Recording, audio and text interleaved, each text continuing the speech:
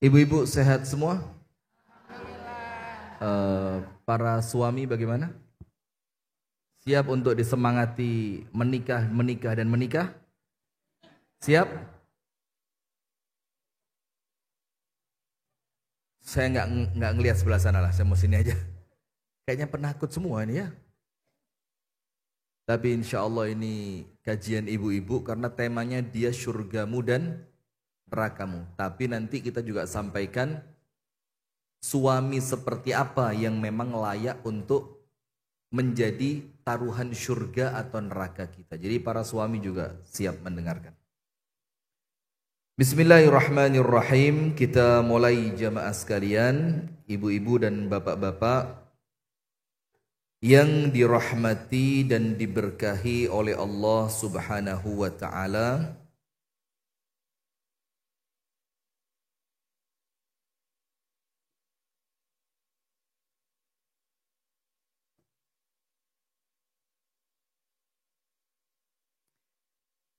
Assalamualaikum warahmatullahi wabarakatuh.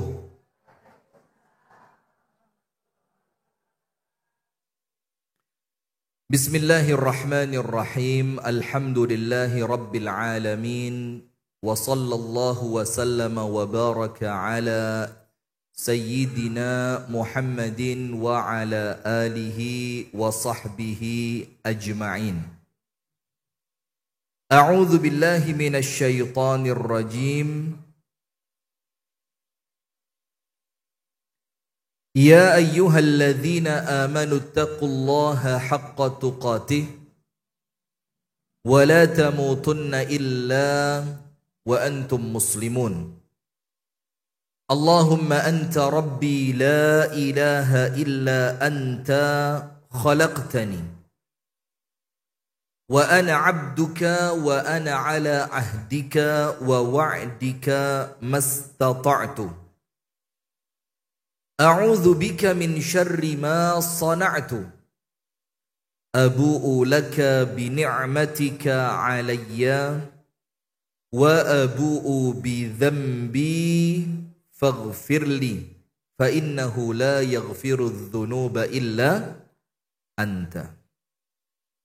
أصبحنا على فطرة الإسلام وعلى كلمة الإخلاص وعلى دين نبينا محمد صلى الله عليه وسلم وعلى ملة أبينا إبراهيم حنيفا مسلما وما كان من المشركين أما بعد.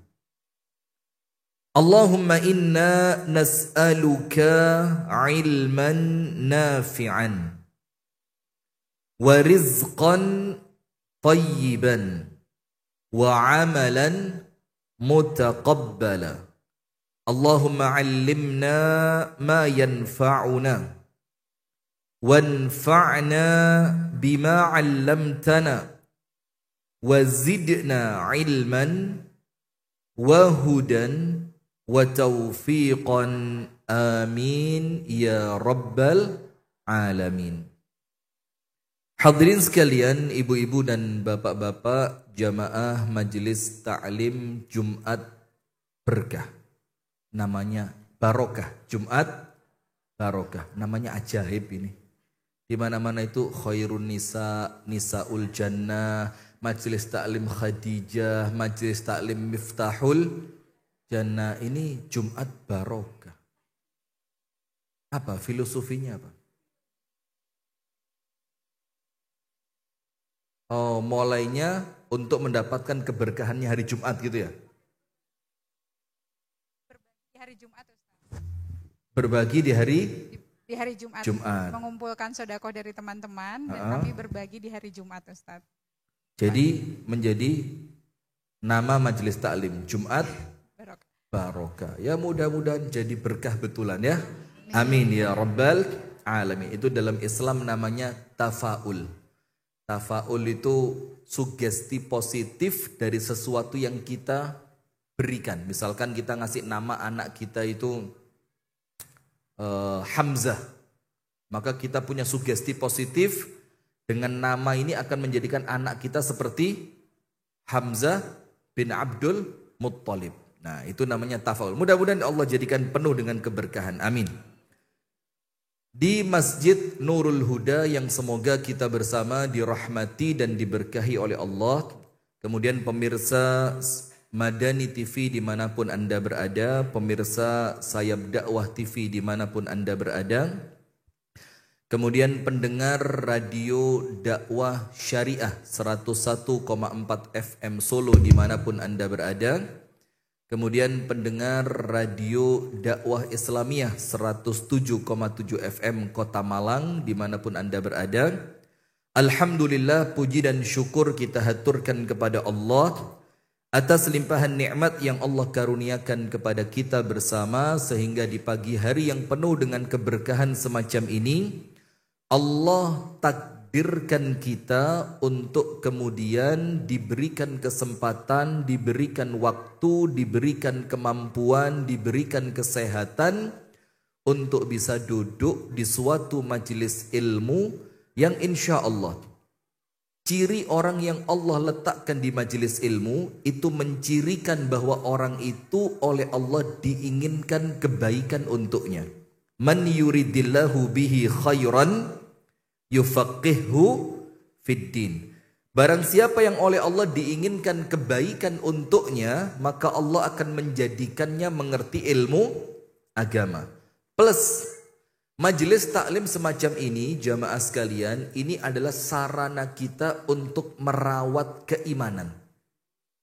Jadi kemarin ada pertanyaan, bagaimana cara saya menjaga kewarasan di tengah hiruk pikuknya fitnah, kerusakan, keburukan yang ada di sekitar.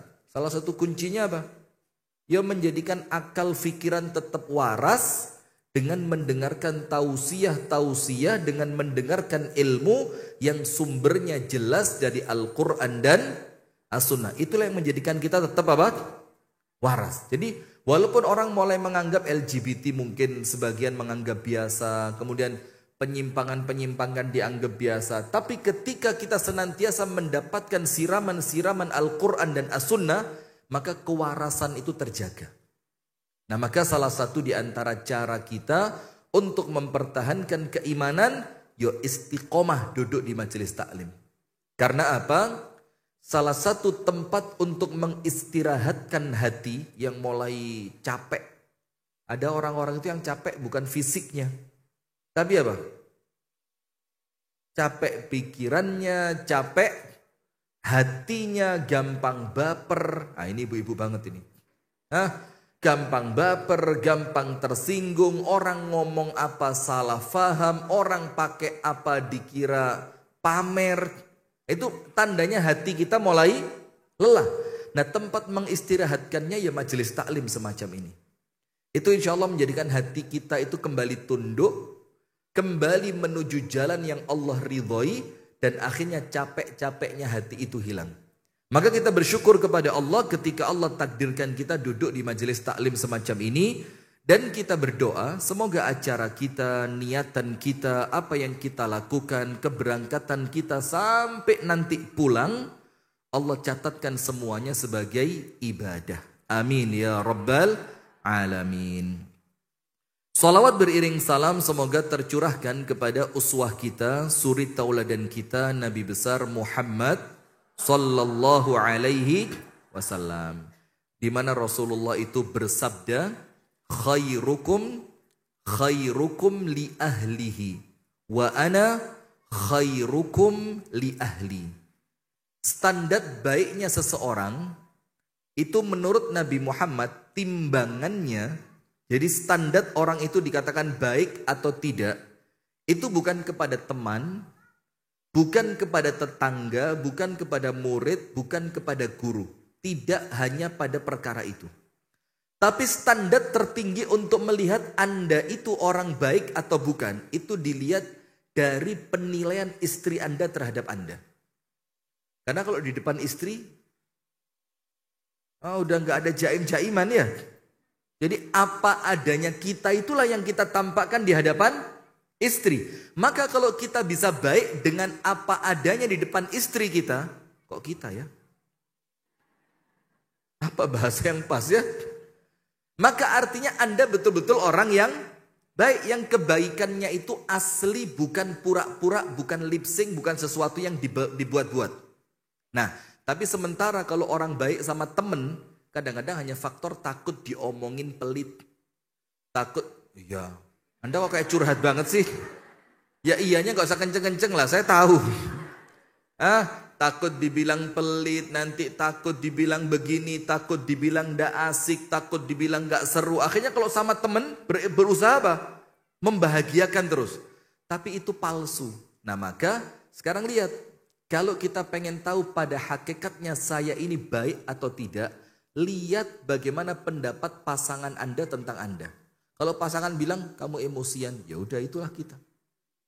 Ini entah laki entah perempuan. Kalau pasangannya bilang kamu norak, ya udah itu aslinya kita. Kalau pasangan bilang kamu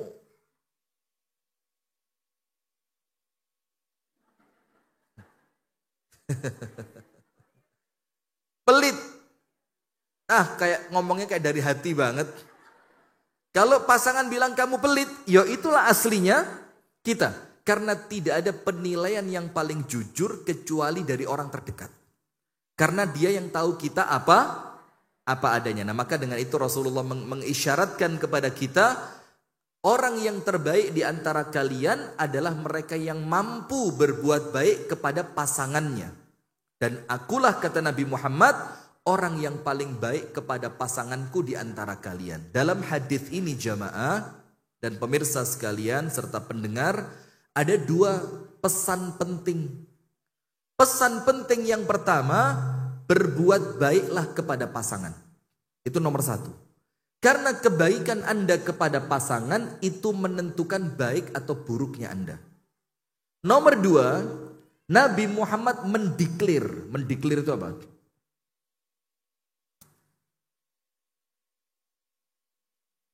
Saya kalau di kampung Inggris gak perlu saya terjemah gini-gini ini. Mereka udah paham. Saya kalau di sini khawatir gak ngerti gitu loh. Menyatakan SMS dikirim, SMS diterima. Ingat gak? Playboy kabel. Masa gak ingat? Anda gak gaul Anda. Sudahlah, saya mau bercanda akhirnya garing juga gara-gara Anda gak ngerti ini kan. Sudah, nah maka jamaah sekalian, Rasulullah menampakkan bahwa akulah, yaitu Nabi Muhammad, yang paling baik di antara kalian kepada pasanganku. Maksudnya Nabi apa? Tirulah aku, contohlah aku. Sebagaimana yang Allah firmankan di dalam Al-Quran, laqad kana lakum fi rasulillahi uswatun hasanah. Alhamdulillah jamaah sekalian, di pagi hari ini kita diberi tema tentang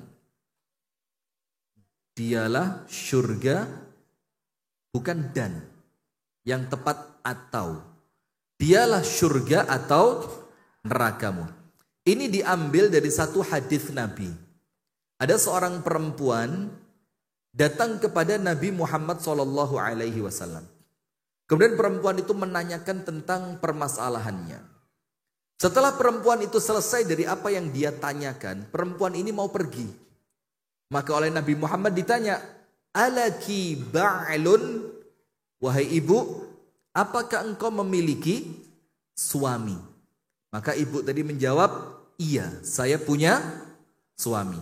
Apa kata Rasulullah? Ditanya lagi, bagaimana sikapmu terhadapnya?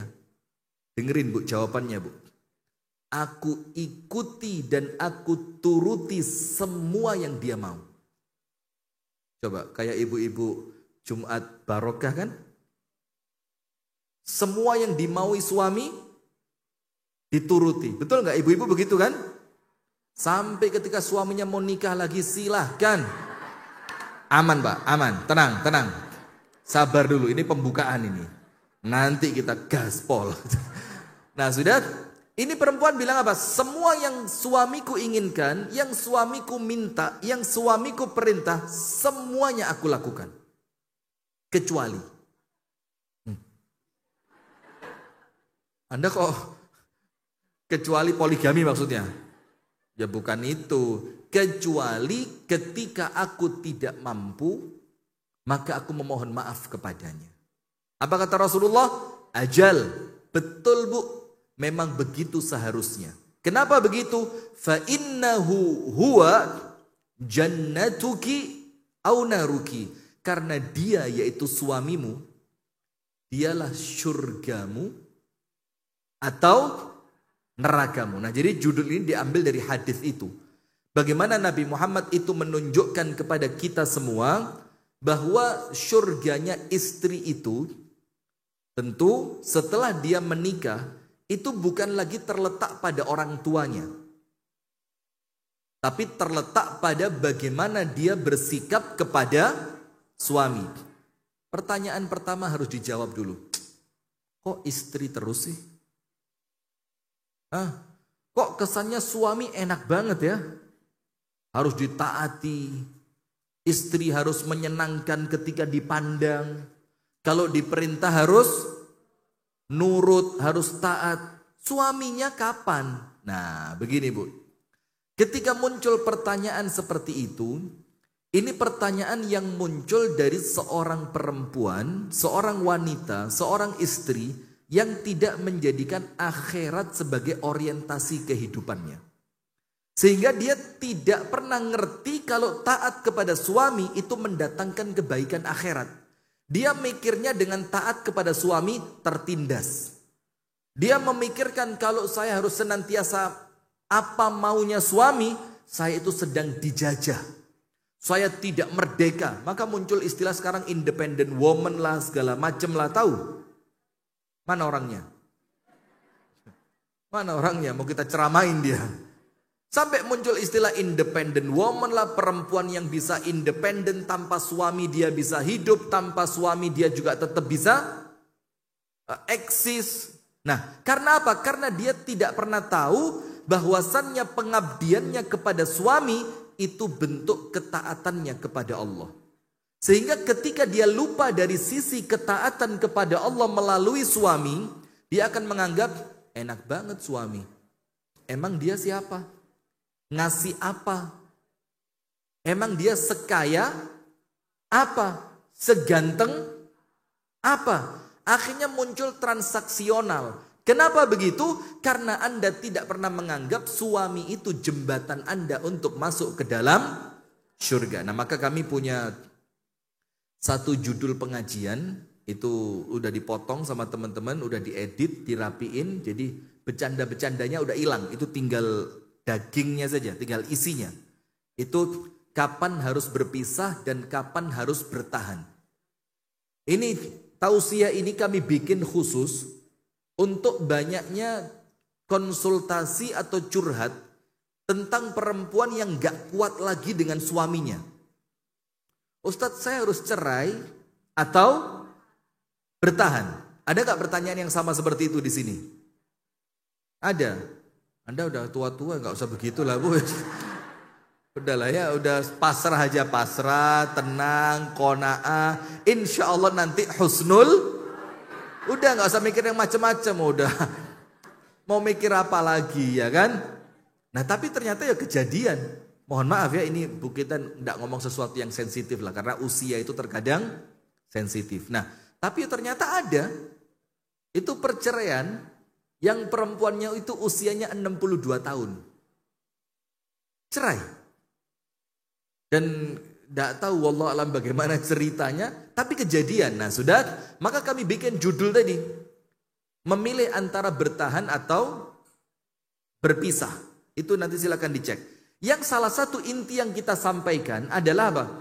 Ketika bertahan dengan keadaan suami yang tidak baik itu, tetap menjadikanmu akan mendapatkan surga. Artinya dengan Anda mampu bersabar, Anda tetap mampu berbakti kepada suami yang seperti itu, Anda tetap mengharapkan dia bakal berubah, Anda mampu mendoakannya, Anda senantiasa membangun husnudzon yang baik kepadanya, maka suami yang seperti itu akan mengantarkan Anda menuju surga.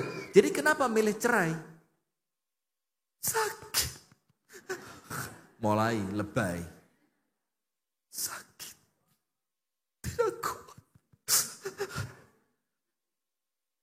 Sampai ada yang bilang, Kalau orang lain Ustadz mungkin udah masuk rumah sakit jiwa. Kalau orang lain mungkin sudah masuk apa? Rumah sakit jiwa. Nah saya bilang, loh justru karena Allah tahu Anda mampu maka masalah ini Allah berikan kepada Anda. Karena Allah tahu kalau yang dikasih orang lain bakal gila. La yukallifullahu nafsan. Nah, udah ngerti gitu loh. Buat apa saya ceramah di sini? Pulang. Kita kemas ini kamera ini ya. Nah sudah, maka ibu-ibu sekalian itu tema kita. Bagaimana ketaatan seorang istri kepada suaminya itu akan mengantarkan dia semakin dekat menuju surganya siapa? Allah. Karena apa Bu?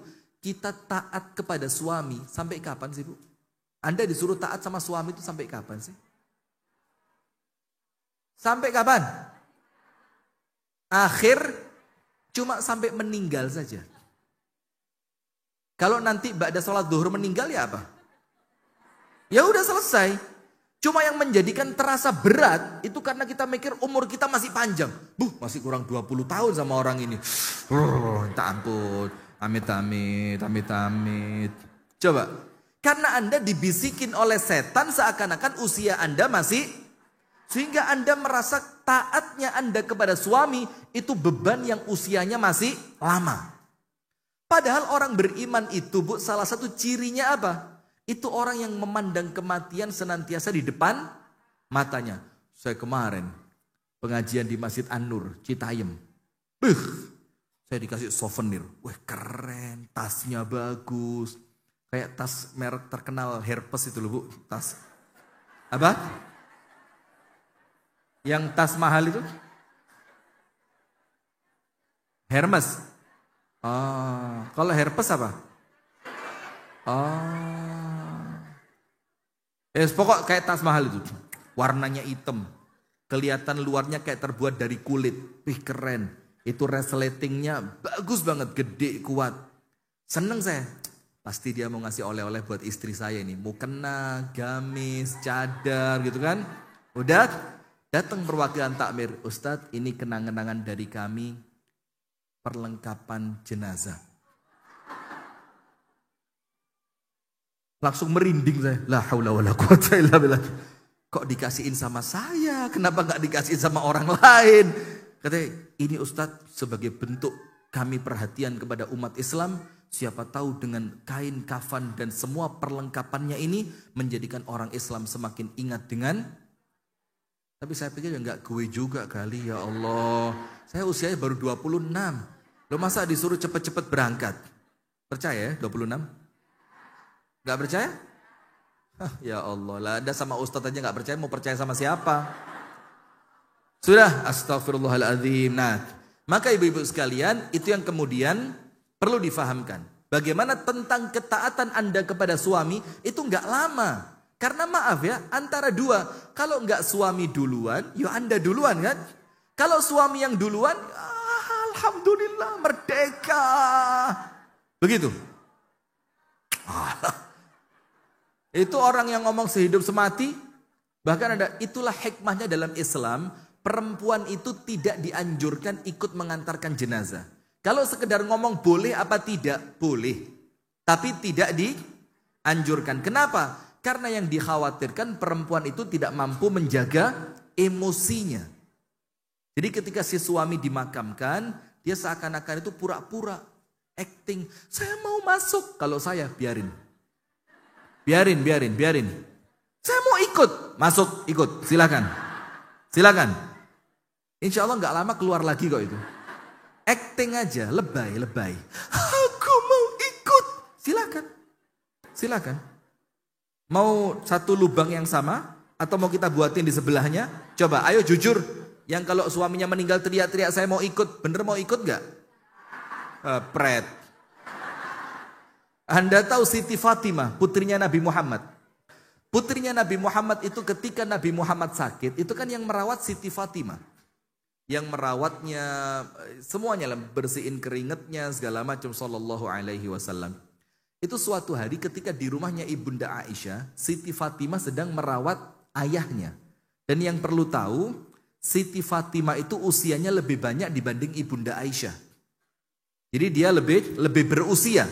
dibanding Aisyah. Nah, di suatu momen ketika Ibunda Aisyah itu memandang mereka berdua, Nabi Muhammad dengan putri tercintanya, itu Nabi Muhammad memanggil Fatimah untuk mendekatkan kepalanya. Sama Nabi Muhammad dibisikin. Ketika sama Nabi Muhammad dibisikin, maka Siti Fatimah langsung nangis minta ampun. Gak berapa lama sama Nabi Muhammad dipanggil lagi, sini deketin kepalamu. Dibisikin lagi. Seketika itu Siti Fatimah langsung tersenyum dengan penuh kebahagiaan. Ibunda Aisyah penasaran. Apa ya, barusan nangis, tiba-tiba langsung senyum bahagia. Setelah Nabi Muhammad wafat baru ditanyakan, Fatimah, saya ini penasaran betul. Perempuan banget ya. Penisirin. Keponya itu waduh udah level tingkat dewa. Luar biasa. Ada tetangga kita mau cerai mbak. Langsung. Siapa? Oh jangan ceritain nanti jadi fitnah. Kalau dari awal gak mau nyeritain, gak usah pakai clue-cluan. Ini dari awal sok-sokan gak mau nyeritain tapi dikasih apa? Pancingan. Kalau memang Anda gak mau cerita, gak usah mancing. Itu perempuan banget itu. Ada mbak teman majelis taklim kita mbak, suaminya nikah lagi. Siapa mbak? Astagfirullah. Enggak kelepasan, astagfirullahaladzim. Astagfirullah. Ya namanya teman, pengen tahu enggak? Anda bakal dikejar sama dia. Ayolah mbak aku doang. Enggak boleh, astagfirullah, enggak boleh. Jangan bikin orang lain penasaran. Karena penasaran itu apa? Gak enak banget ya mbak. Apalagi cerita tentang ada teman majelis taklim kita suaminya nikah. Itu berita heboh, itu mengalahkan berita kapan kiamat itu.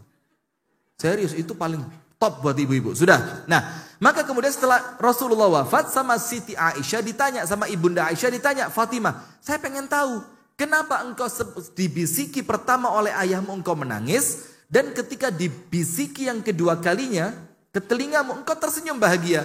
Dikatakan begini, yang pertama Rasulullah membisiki telingaku, mengatakan bahwa sebentar lagi beliau akan meninggal dunia. Maka anak mana yang gak nangis coba?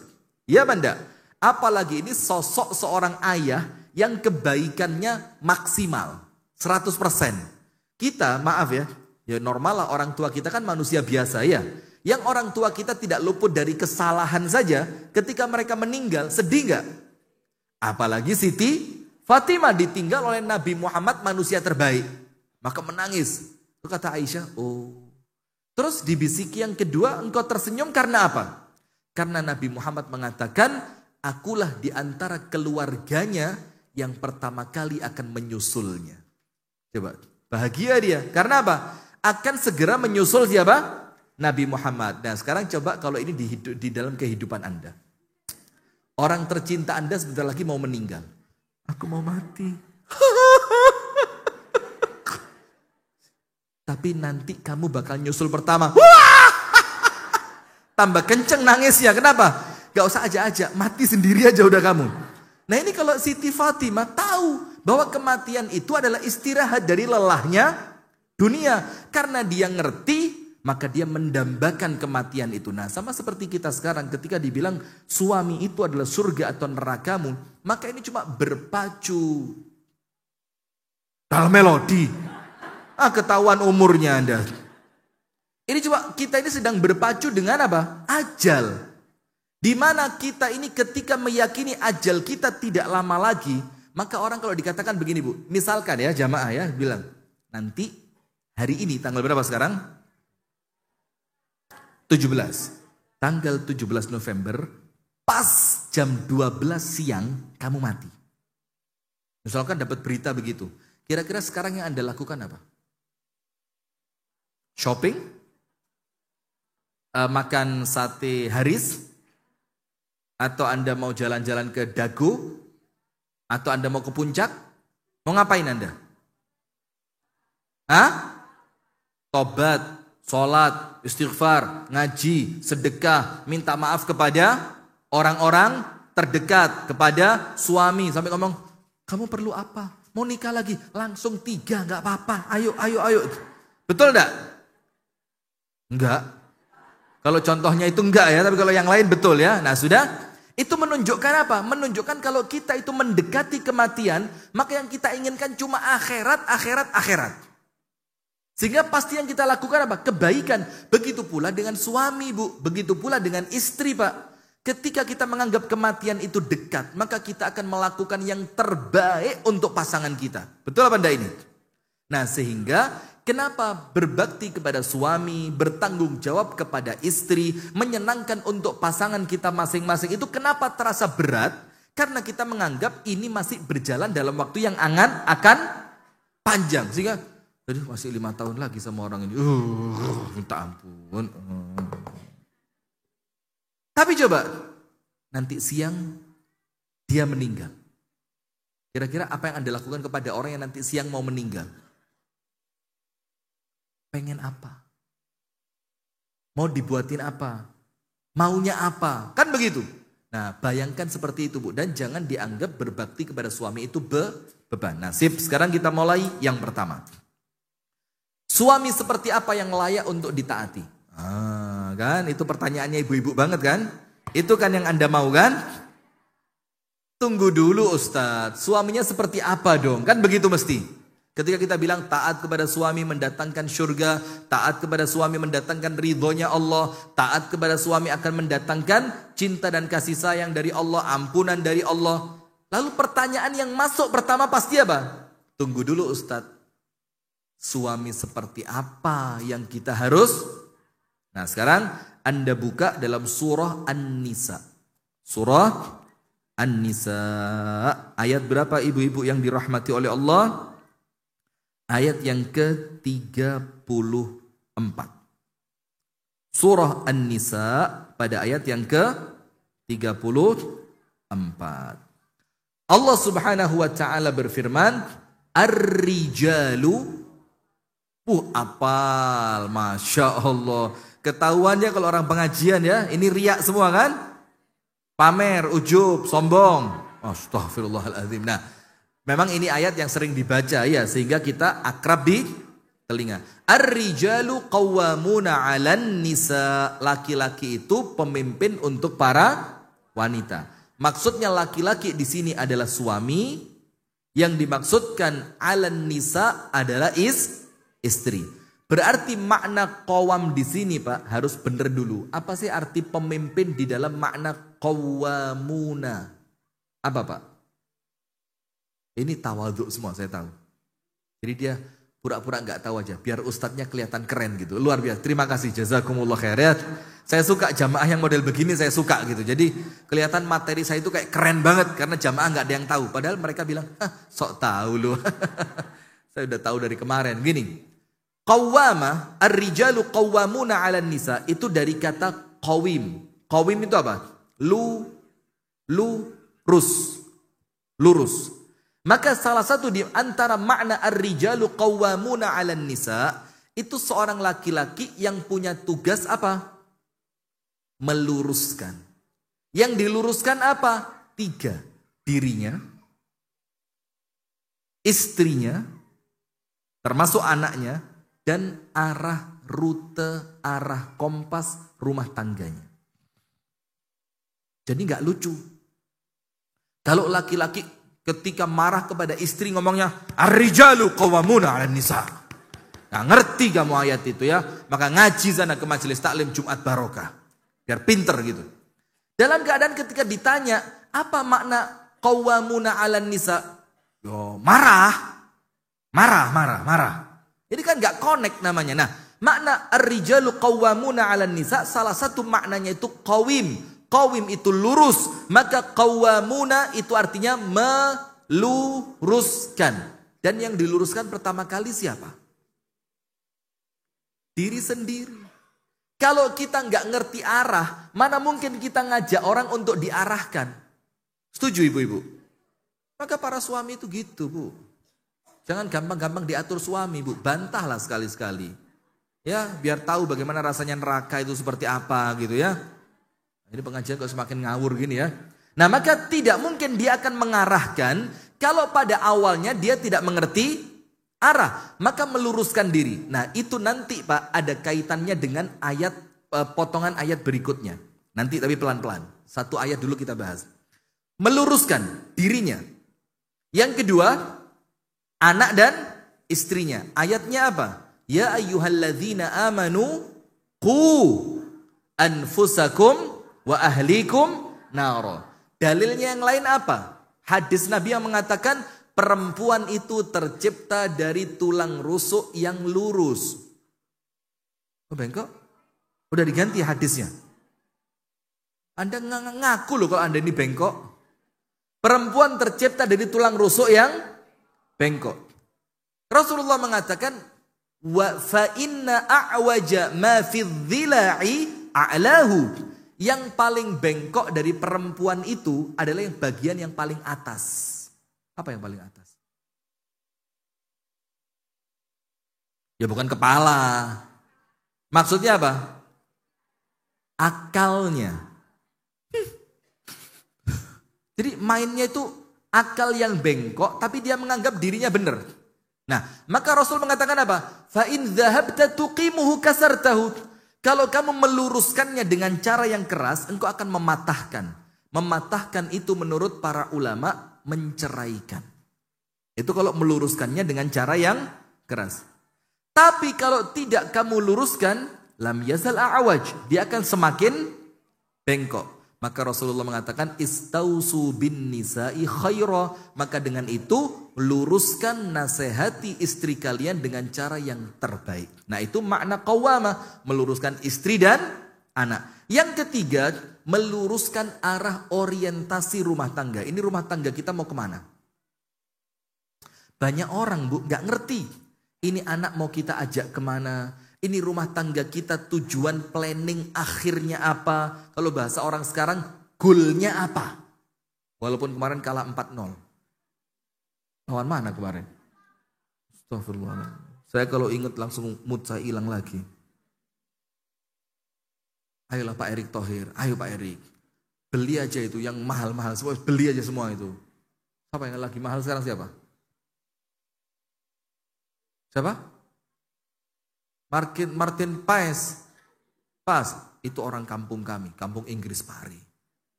Jadi in English daily never mind. Anda mau ceramahnya bahasa Inggris gak? Enggak ya? Iya, nanti kesian Anda enggak ngerti nanti. Nah sudah, maka meluruskan arah rumah tangga. Banyak orang tua itu enggak ngerti. Ini rumah tangga kita mau kemana? Sehingga anaknya ketika masuk pesantren muncul omongan seperti ini. Dan ini kami alami dulu. Ketika kami diantarkan orang tua kami untuk masuk pesantren, ada keluarga deket bilang apa? Mau makan apa nanti kalau lulus, kalau masuk pesantren? Mau kerja apa? Nanti gak bisa apa-apa kecuali paling baca kitab. Kemana-mana sarungan, kemana-mana kopiahan, gak ngerti belanja, gak ngerti jualan, digituin jemaah. Itu karena apa? Karena orang tua yang tidak mengerti arah rumah tangganya mau kemana. Sehingga ketika anaknya menuju pada arah yang jelas, itu malah jadi bahan kritikan orang lain. Seakan-akan kalau menuju akhirat itu tujuan yang ketika dunia sudah putus asa. Disuruh kerja gak bisa, disuruh kuliah kedokteran gak masuk, disuruh ambil akuntansi juga dia gak pinter angka. Akhirnya seakan-akan pilihan terakhirnya apa? Masuk. Kejadian gak itu? Dan itu di zaman dulu bu. Zaman saya masuk pesantren, itu anak masuk pesantren kemungkinannya 2. Nomor 1, tahu ternyata. Anda juga. Nomor 1, nakal. Yang orang tuanya sampai ampun-ampun udah. Maka kalau nakut-nakutin anak nakal di zaman dulu gimana? Masukin pesantren loh ya. Jadi pesantren itu terkesan seperti tempat menghukum siapa? Ini karena gak punya arah, gak jelas arah rumah tangga. Yang kedua, bodoh. Jadi masuk pesantren itu kalau gak nakal, bodoh. Setelah masuk kuliah gak keterima, sekolah SMA favorit gak keterima, SMP favorit gak keterima, baru apa? Coba keterima SMA favorit, oh gak mungkin pesantren. Karena di zaman itu anak masuk pesantren itu dilihatnya sebelah mata. Pasti bodoh. Pasti nakal. Sekarang dibalik sudah bu. Sekolah favorit belum buka. Pesantren sudah tutup pendaftarannya. Bahkan rata-rata pesantren sekarang itu inden sampai 3, 4, 5 tahun. Di Bandung gitu juga. Nah, artinya apa? Ini keluarga-keluarga muslim sudah mulai mengetahui arah rumah tangga mereka. Apa arahnya? Akhirat. Sehingga apapun yang akan mendukung akhiratnya semua anggota keluarga, itu yang kita arahkan rumah tangga kita ke sana. Salat berjamaah, baca Al-Quran, zikir, puasa, tahajud, silaturahim, belajar ke majelis taklim. Pokok apapun yang mengarahkan kita ke akhirat dan surganya Allah, arahkan keluarga kita ke situ. Nah sekarang enggak. Bahasanya gini, nak kerja keras ya, tapi jangan lupa sholat. Jadi sholat itu sekedar apa? Jangan lupa. Jangan lupa. Padahal seharusnya kalau kita mau ngomong ya lebay dikit lah ya, tapi itu yang betul. Bagaimana itu? Nah, sholat yang kuat, tapi jangan lupa kerja. Itu yang betul. Supaya apa? Anak-anak kita, istri kita, rumah tangga kita mengarah pada tujuan yang benar. Sip, itu ar-rijalu qawwamuna 'alan nisa. Termasuk makna ar-rijalu qawwamuna 'alan nisa, laki-laki itu apa? Tauladan. Laki-laki itu apa? Tauladan. Maka jangan sampai laki-laki kalah pintar sama istrinya dari cara membaca Qur'annya. Jangan sampai laki-laki itu kalah kuat ibadahnya dari istrinya. Jangan sampai laki-laki itu kalah hebat di dalam kekuatan agamanya dibandingkan istri. Karena laki-laki itu tauladan. Sehingga dia dicontoh sama istri dan anaknya. Sudah? Kemudian ayat berikutnya. Ar-rijalu qawwamuna 'alan nisa. Sekarang lihat syaratnya apa mereka ditaati oleh istrinya. Syaratnya apa suami Anda itu layak dan pantas ditaati? Syaratnya ada 2. Tulis. Syarat seorang suami menjadi pemimpin di dalam rumah tangga. Nomor 1. Syarat seorang suami menjadi pemimpin di dalam rumah tangga. Nomor 1. Sudah siap? Nomor 1. Sudah melakukan sudah melakukan khitan.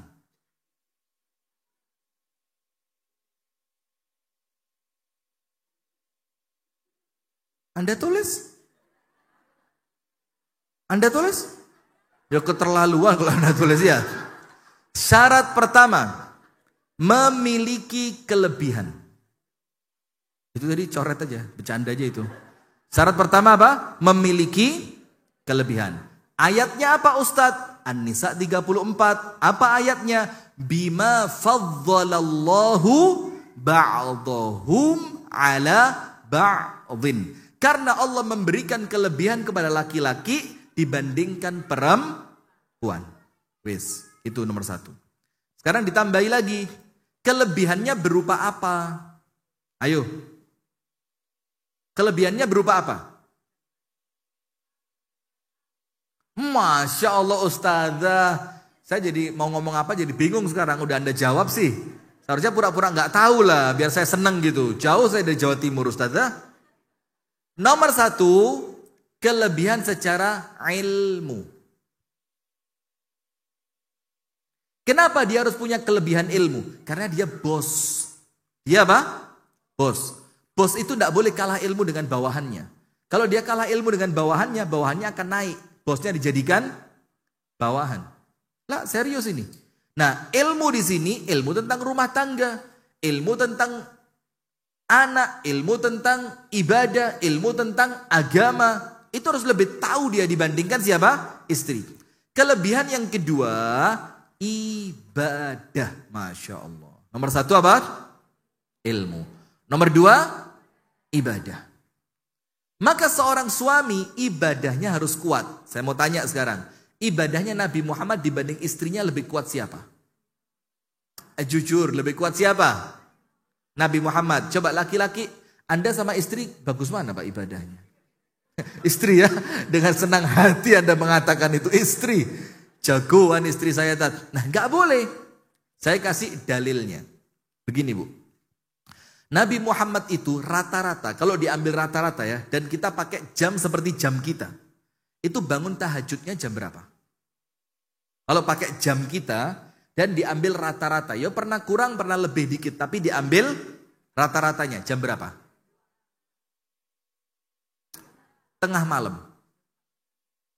Katakanlah biar mudah ya, jam 12. Entah kurang sedikit atau lebih sedikit. Dan tidak jarang kalau pas lelah jauh lebihnya. Jadi mendekati subuh. Itu dalam keadaan sesekali kalau tubuhnya apa? Lelah. Nah sudah. Terus Nabi Muhammad membangunkan istrinya untuk sholat tahajud atau tidak? Membangunkan apa tidak? Jam berapa dibanguninnya? Sholat subuh? Barakallahu fiik. Mendekati azan subuh. Yang sekiranya Rasulullah itu cukup waktunya untuk sholat witir. Itu baru istrinya dibangunkan. Salah satu makna dari cerita ini apa Bu? Bagaimana seorang suami menunjukkan di depan istrinya, ibadahku kuat. Bukan untuk riya, bukan untuk ujub, bukan untuk pamer atau sum'ah atau pujian, tapi supaya istri itu ketika diperintah, istri itu dengan sukarela. Kamu pantas merintah saya karena kamu ilmunya bagus, ibadahmu juga. Sehingga istri itu ketika disuruh taat kepada suami, dia akan taat dengan perasaan seperti apa? Nah, coba sekarang sebaliknya Bu. Istrinya, suaminya tidak punya ilmu, nggak pernah ibadah, terus Anda diperintah-perintah. Gimana perasaan Anda Bu? Kon sopo? Ngerti? Ini bahasa Inggris British ini. Jadi kalau yang Inggris sekolahan nggak ngerti yang gini. Ini yang Inggris slang ini. Ini istri akan ngomong apa? Kon? Bahasa Bandungnya apa? Kamu siapa itu bahasa Bandungnya apa? Mane? Mane saha? Kata suaminya, loh panggil dokter jiwa. Dok, tolong istri saya dok, udah lupa dia dok.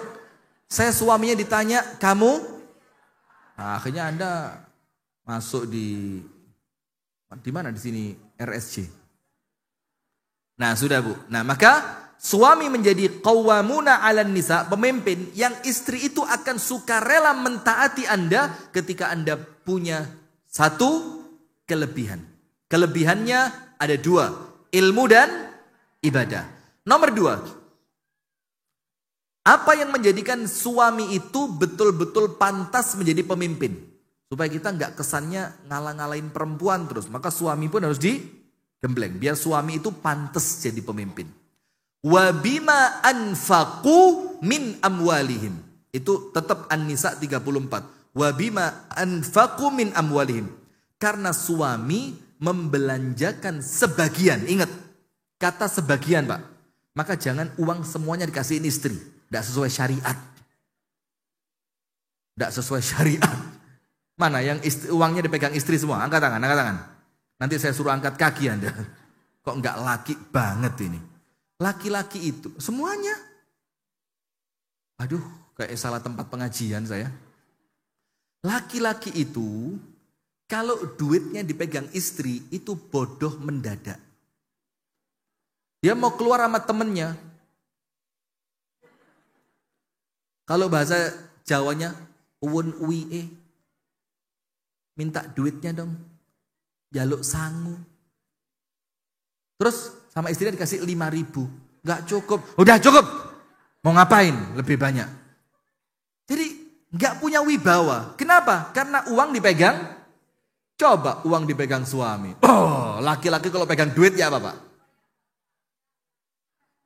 Bukan masalah royalnya, harga dirinya itu loh. Bagaimana? Gini, turun dari mobil, orang kaya sama orang miskin sama nggak? Kalau orang miskin turunnya biasa, kalau orang kaya. Buka pintu itu wibawa banget. Cek. Keluar tuh nggak langsung jalan, gini dulu. Baru turun. Bercanda ya, jadi jangan dianggap wah Ustadz meremehkan orang miskin. Bukan, tapi ini kan artinya kalau laki-laki pegang duit, otomatis Pak, kewibawaan itu bertambah. Itulah maka dalam ayat Quran, kenapa laki-laki itu pantas jadi pemimpin? Karena dia membelanjakan. Kalimatnya min. Min itu artinya sebagian dari harta mereka dibelanjakan untuk siapa? Anak dan istri. Coba istri, Mas, pengen beli emas, ya udah beli sana 3 kilo. Mas, pengen jalan-jalan, udah sana berangkat ke Eropa. Pesawat pribadi. Nebeng gak masalah. Terus bilang lagi, Mas pengen umroh, oke, cari travel yang paling mahal. Hotel yang paling dekat. Kira-kira Anda nurut gak sama suami yang seperti itu, Bu? Dengar Pak? Dengar semua ya? Berarti duit itu penting gak? Maka kalau duit itu penting Pak, jangan. Ketaatan itu qadra al-mustata'. Qadrul mustata' itu sesuai batas kemampuan. Dalilnya apa? La yukallifullahu nafsan illa. Misalkan suami nyuruh Anda pagi suruh masak, siangan dikit antar anak sekolah, barusan selesai ngantar anak sekolah nyapu dan ngepel rumah, selesai nyapu dan ngepel suruh nyuci. Nyuci selesai, jemur pakaian selesai, suruh setrika pakaian jemuran kemarin. Selesai, disuruh ini. Sampai setengah 12 malam. Sampai istri itu. Itu dikagetin dikit nyawanya melayang itu. Nah, itu artinya apa? Itu perintahnya tidak melanggar syariat. Apa melanggar syariatnya? Nyuci, masak, kan gak melanggar syariat. Tapi melanggarnya pada posisi apa? Melampaui batas kemampuan. Nah itulah dalam fikih ibu-ibu. Ini ilmu buat ibu-ibu nih. Sikap. Kalau perempuan itu di rumahnya dilayani oleh pembantu, maka si suami wajib menyiapkan pembantu. Jadi misalnya sebelum nikah, itu perempuan di rumah orang tuanya dilayani siapa? Pembantu. Maka secara ilmu fikih, suami yang mau mempersunting dia, itu harus siap menyiapkan apa? Pembantu. Kecuali kalau istrinya ridho tanpa pembantu, selesai urusan. Tapi kalau dia nuntut, maka suami harus menyiapkan. Nah sudah. Nah sekarang ibu-ibu sekalian, poin yang paling penting. Ustadz, apa resepnya agar taat kepada suami hati nggak pakai dongkol? Jadi taat sama suami itu dengan penuh hatinya ikhlas, ridho, senang hati. Pokok melayani suami itu dengan penuh smile. Maka Dr. Aisyah Dahlan tahu kan? Dr. Aisyah Dahlan itu kan, wah itu favorit banget lah sama saya itu. Wah saya paling cocok sama beliau itu. Dokternya laki-laki itu. Karena yang disikat siapa? Ibu-ibu terus. Kata Dr. Aisyah Dahlan, kalau suami baru pulang, itu pertaruhan kebaikan rumah tangga itu berapa menit pertama? Lupa saya, 10 menit pertama. Pokok 10 menit pertama sukses, ke depannya sukses. Maka paksa Bu di 10 menit pertama, mau makan apa? Mau minum apa? Atau mau makan saya? Lah itu bahasa beliau itu. Itu betul gak bahasa beliau?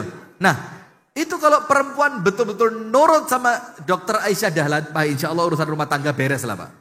Sampai beliau bilang apa? Setelah saya mengetahui struktur otaknya laki-laki ibu-ibu, saya sekarang sampai pada kesimpulan saya tidak menolak poligami. Beliau sampai begitu. Dengan syarat bukan suami saya. Waduh, saya nyesel lihat video itu. Saya kira astagfirullah, keprank juga saya rupanya. Jadi beliau setelah saya tahu struktur saraf otaknya laki-laki, saya tidak menolak poligami. Karena memang otak laki-laki itu perempuan. Maka semenjak itu saya nggak pernah menolak poligami. Tapi ya kalau Anda nolak suaminya orang, Anda nggak berhak dong dokter. Anda yang bener-bener aja ya. Nah, sudah sekarang apa kuncinya? Agar taat kepada suami tanpa protes. Ada 3. Kuncinya ada berapa, Bu? Kenapa kita ceramahkan ini? Supaya benar-benar suami itu mengantarkan Anda menuju syurga. Amin ya rabbal alamin. Ibu-ibu tahu nggak hadis? Kenapa perempuan itu menjadi penghuni neraka yang paling banyak? Sering kan dengarnya kan? Tahu nggak mayoritas penghuni neraka itu siapa? Perempuan. Itulah. Wah, nggak usah lebay, santai aja. Karena memang nomor 1, jumlah perempuan dibanding laki-laki bagaimana? Nah, jadi ya normal sekali kalau perempuan lebih. Nah, sementara alasan syar'inya, Rasul bilang alasannya karena perempuan itu kufur kepada suami. Kufur itu bagaimana? Dia tidak pandai bersyukur atas kebaikan yang dilakukan oleh, bahkan ketika suami melakukan kebaikan sepanjang umurnya, terus dia lakukan satu kesalahan, maka kebaikan sepanjang umur hilang. Yang diingat apa? Itulah karena perempuan itu katanya ahli sejarah katanya. Tanggal sekian, tempatnya ini, harinya ini, jamnya waktu itu jam 10.35:42. Sampai detiknya ingat dia. Kamu ngelirik ibu-ibu di majelis taklim Jumat Barokah. La haula wala quwata illa billah. Nah, sudah, maka itulah perempuan menjadi penghuni neraka. Nah, maka sekarang kita mau ganti mindsetnya. Perempuan adalah penghuni surga. Dalilnya begini, gampang banget. Yang susah cuma yang terakhir, nomor 4 aja. Yang lainnya insya Allah mudah. Apalagi ibu-ibu majelis taklim, insya Allah udah normal lah. Nomor 1, perempuan itu ketika sholat 5 waktunya baik. Idza sholat khamsaha. Sholat 5 waktu yang baik, itu kan ya makanan sehari-hari kan? Masa ibu-ibu majelis taklim gak sholat kan gak masuk akal. Baik itu apa, Bu? Tepat waktu, wudhunya sempurna, sholatnya ikhlas, tumaknina, khusyuk. Itu namanya sholatnya apa? Baik. Dan dalam hadis ini tidak ada kata-kata sholat sunnah. Tidak ada. Anda kalaupun, maaf ya, kalaupun. Walaupun ya tentu sholat sunnah itu penting kan. Kalaupun tanpa sholat sunnah, Anda tidak pernah sholat duha, Anda tidak ada qobliyah maupun ba'diyah sholat sunnah rawatib, Anda tidak tahajud, Anda tidak sholat, macam-macam tidak sholat. Tapi sholat 5 waktunya tertib. Wasamat syahraha, Ramadannya puasanya baik. Puasa Ramadannya dilakukan. Anda tidak usah ngomong Arafah, Asyura, Senin Kamis, Ayyamul Bid, kemudian puasa apalagi sampai puasa Daud. Nah, puasa Ramadan. Cuma berapa bulan? Sebulan dalam setahun. Itu pun kalau sakit, kalau halangan, kalau safar bisa diganti di lain hari. Yang ketiga, wa hafizat farjaha, menjaga, maaf ya, kemaluannya. Dan itu untuk ibu-ibu pengajian insya Allah mudah lah ya. Tidak sampai lah, na'udzubillah. Jadi ngomongnya aja kayak berat. Tapi mohon maaf ya, saya perlu sampaikan ya. Jadi kalau ngomong zina untuk ibu-ibu dan jamaah majelis taklim insya Allah lebih mudah dihindari dibanding yang tidak ngaji. Bukan berarti yang tidak ngaji itu dia belum tentu juga. Cuma insya Allah dengan majelis taklim itu menjadi Anda semakin terjaga. Sholat 5 waktu, puasa, Ramadan, menjaga kehormatan. Menjaga kehormatan itu artinya tidak zina. Gampang tidak 3 ini? Insya Allah mudah. Yang keempat yang perlu effort. Sorry. Biasa kebiasaan bahasa Inggris dulu ya Allah. Saya sekarang bahasa Indonesia itu udah mulai lupa-lupa gitu loh. Anda ngeremehin banget. Ketawanya kayak ketawa, bukan ketawa bahagia, ketawa kayak menghina itu. Sudah. Yang keempat, ini agak susah. Apa yang keempat? Wa ata'at ba'laha, sama suaminya nurut banget. 1, 2, 3, 4 yang susah yang mana? Nah, sekarang kita kasih kunci bagaimana agar yang keempat itu mudah. Taat kepada suami. Nomor 1. Anda buka dalam surah Ar-Rahman. Dalam surat apa? Ar-Rahman. Masya Allah, ini Masjid Nurul Huda ini beruntung. Imamnya Masya Allah, suaranya didengerin itu enak. Dan untuk yang belajar ngaji, nada beliau itu gampang diikuti. Tidak terlalu cepat dan makhorijul hurufnya apa? Jelas. Jadi Anda sambil beliau baca, Anda buka mushaf, itu Anda ikuti, Anda bisa belajar insya Allah. Masya Allah. Maka yang seperti itu gajinya harus ditingkatkan. Itu minimal sebulan kalau di Jawa Timur ya 7 juta itu. Saya mulai memprovokasi ini. Biar dia nggak betah di sini nanti pindah ke Jawa Timur. Itu kalau seperti antum itu Ustaz, itu kalau di Jawa Timur pasarannya 7 juta lah itu. Itu cuma sholat aja, nggak perlu bersih-bersih, nggak sholat tok 7 juta itu. Nurul Huda berapa? Ini saya mulai panas-panasin beliau ini. Nanti kan setelah dengar ini beliau mikir, Jawa Timur 7 juta. Mulai dia cari masalah di Nurul Huda dia. Supaya dikeluarkan, setelah dikeluarkan dia cari saya ke Jawa Timur, ternyata di Jawa Timur cuma 700.000. Sudah, astagfirullah wa atubu ilaih. Dalam surat Ar-Rahman, Anda tahu ada ayat yang berbunyi, hal jazaul ihsani. Anda kok sudah tahu semua sih? Ngapain ngundang penceramah Anda ke sini? Hal jazaul ihsani illal ihsan. Bukankah balasan kebaikan adalah kebaikan yang serupa? Dalil yang lain. فَمَنْ يَعْمَلْ مِثْقَالَ ذَرَّةٍ خَيْرًا يَرَهُ. Kebaikan sekecil apapun, kelihatan gak efeknya? Kelihatan. Dalil yang lain, Rasulullah bersabda,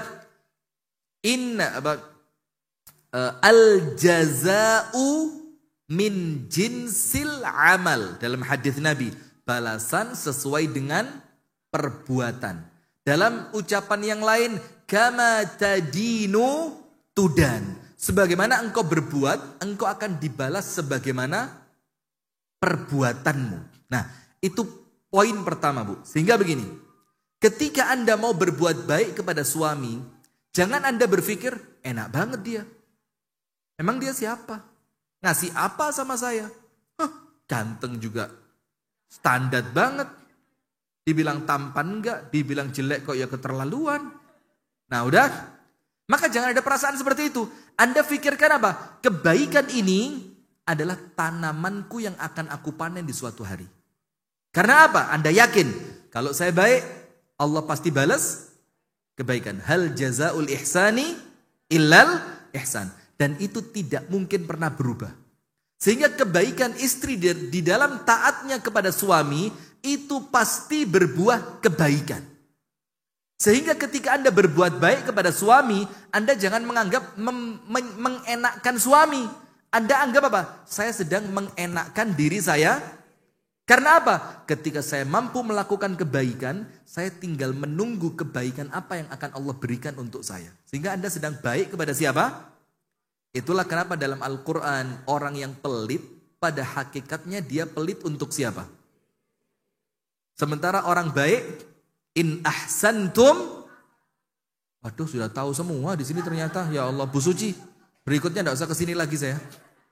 In ahsantum, ahsantum li'an fusikum. Kalau kita baik buat siapa? Jadi jangan menganggap, kalau bahasa kami di Malang sana, kok nyimut. Ngerti kok nyimut? Kok nyimut itu kalau orang bahasa Indonesia, enak banget lu gitu loh. Kalau orang Malang itu kok nyimut. Kalau bahasa Kedirinya, kok penak. Nah, kok penak men gitu loh. Nah, maka Anda jangan menganggap itu. Nomor satu, ingat. Qaidahnya, bukankah balasan kebaikan adalah kebaikan yang serupa. Ketika engkau berbuat baik, pada hakikatnya engkau sedang berbuat baik untuk dirimu sendiri. Sebagaimana engkau berbuat, engkau akan dibalas sesuai dengan perbuatanmu. Balasan itu sesuai dengan amalan. Itu masukkan ke sini. Sehingga ketika Anda baik kepada suami, Anda pikir, saya sedang baik untuk diri saya. Paham sampai sini? Nomor 2. Jangan berharap kepada suami. Anda akan kecewa. Terlalu. Anda akan kecewa. Kenapa? Suami itu manusia. Yang namanya manusia punya yang namanya keterbatasan. Pernah dengar nggak? sabar itu ada batasnya. Bener apa salah? Oh, ngejos. Woles saja, santai aja. Sabar untuk manusia ada batasnya. Maksudnya begini, kesabaran manusia itu ada batasnya. Tapi kesabarannya siapa? Manusia. Tapi kalau kata sabar itu sendiri tidak ada batasnya. Karena kalau masih ada batasnya namanya bukan sabar. Ingat gak seorang ibu-ibu ditinggal wafat oleh anaknya. Nangis di atas kuburan anaknya. Wah, Nabi Muhammad lewat sallallahu alaihi wasallam. Nabi Muhammad bilang apa? La tabki, isbiri wahtasibi. Ibu, sabar dan minta ganjaran kepada Allah atas musibahmu ini. Itu ibu nggak ngelihat siapa yang ngomong. Tahu nggak apa yang dia ucapkan? Innaka lam tusab bi musibati. Enak kamu ngomong begitu. Karena kamu tidak sedang terkena musibah sebagaimana musibah yang mengenai saya. Anda pernah nggak merasa seperti itu? Ketika Anda ada masalah, orang lain bilang, yang sabar ya, dalam hati. Sabar. Tunggu aja kalau lu yang kena. Pernah nggak? Ya normal kan? Maka perempuan itu mengatakan,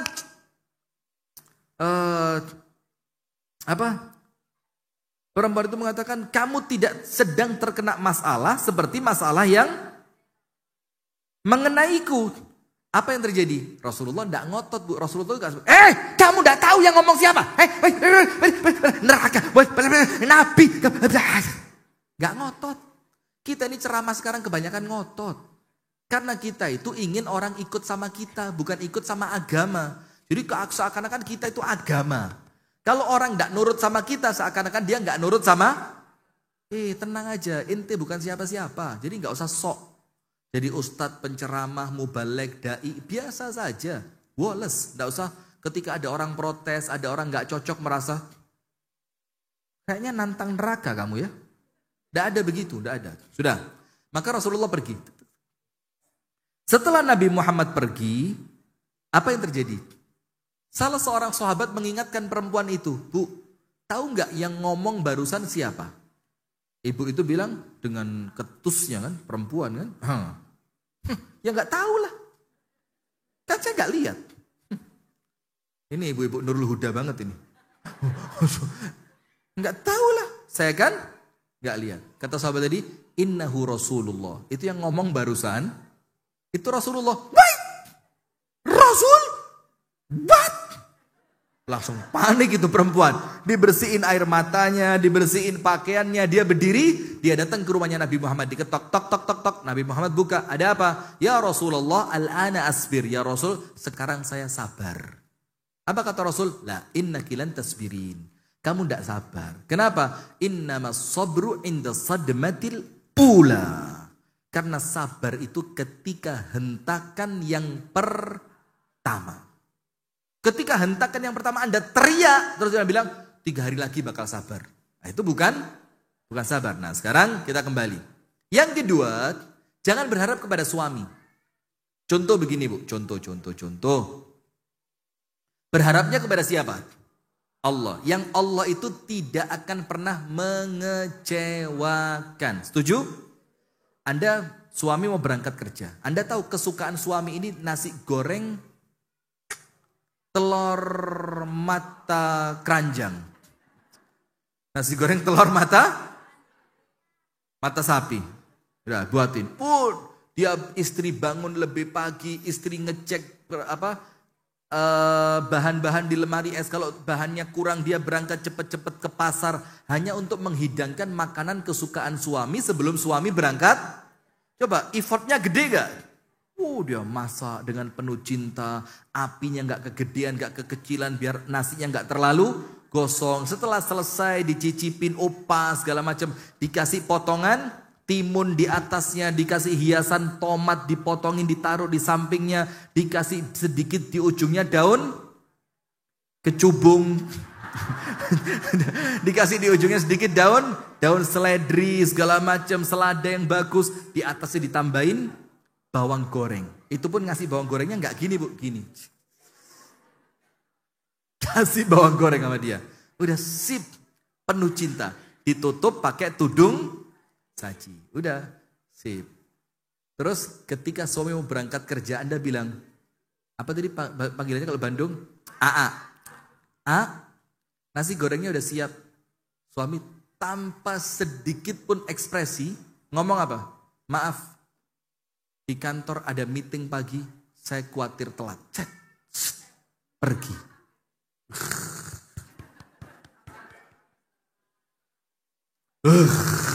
Ini perang Israel-Palestina. Ini bisa jadi gak ada apa-apanya dibanding hari itu. Bagaimana perasaan Anda sebagai perempuan? Hah? Kecewa. Gak tahu dia. Masak. Saya berangkat ke pasar. Saya atur apinya. Dan perempuan sukanya melebih-lebihkan kan. Itu waktu saya motongin bawangnya tadi. Itu hampir nyawa melayang. Karena kena pisau. Itu darah yang keluar 3,5 liter. Tapi suami tidak menghargai. Itulah kenapa saya kalau ada perempuan curhat, saya gak mau nerima kecuali ada istri, ada suaminya. Karena kalau yang curhat perempuan, itu hiperbola. Ustadz tahu suami saya Ustadz? Fir'aun lebih baik dibanding dia Ustadz. Kalau udah perempuan yang ngomong, ada lagi perempuan datang, itu belum sempat ngomong dan nangis duluan.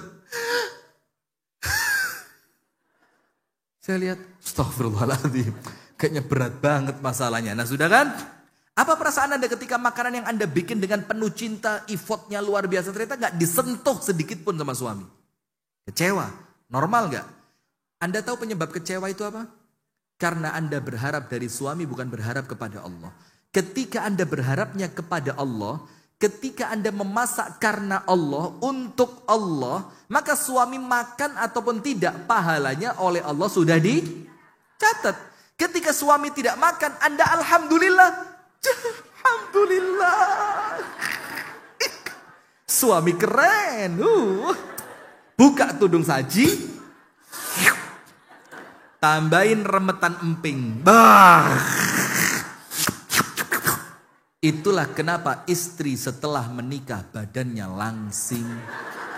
Suami makan gak habis, yang ngabisin siapa? Anak makan gak habis, yang ngabisin siapa? Ada makanan yang tersisa kalau sampai besok bakal rusak, yang nyelamatin siapa? Maka istri bagaimana? Sehingga kalau istri itu gemuk, hargai perjuangannya Pak.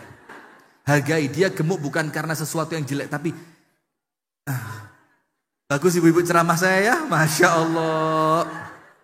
Sudah, maka yang kedua ingat, jangan berharap kepada suami. Karena ketika Anda berharap kepada suami, maka kebaikan Anda yang tidak berbalas akan menjadikan Anda kecewa.